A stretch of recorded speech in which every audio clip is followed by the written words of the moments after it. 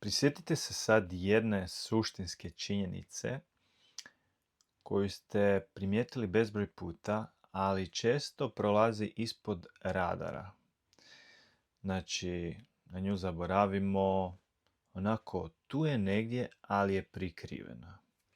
A to je da čim se više u vašem iskustvu, u vašem trenutku, vaša priča vrti oko ja, oko mene, oko mojeg života, oko mojeg blagostanja, oko mojih okolnosti, oko mojih odnosa, oko moje imovine.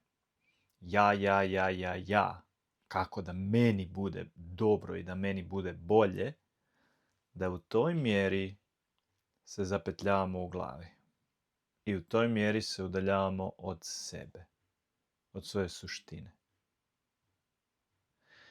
A s druge strane, kad se otpusti ta konstrukcija oko ja, jer to je sve priča, jedna velika priča, kad se otpusti ta konstrukcija, odjednom se razmiču slojevi uma i ono što nalazite tamo i što tamo ostaje, onaj pravi vi, vaša suština, koja se ne zamara pričom o meni.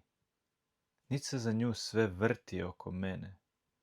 Ona je jednostavno tu i može svoju pažnju dati bilo čemu u ovom iskustvu, svijetu, drugim ljudima, istinski.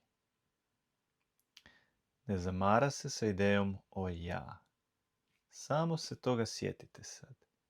I pogledajte koliko ste u ovom trenu okupirani idejom o ja i moje.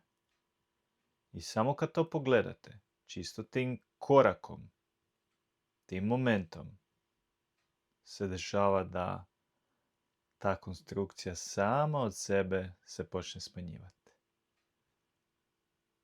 I ono što ostaje je pravi vi.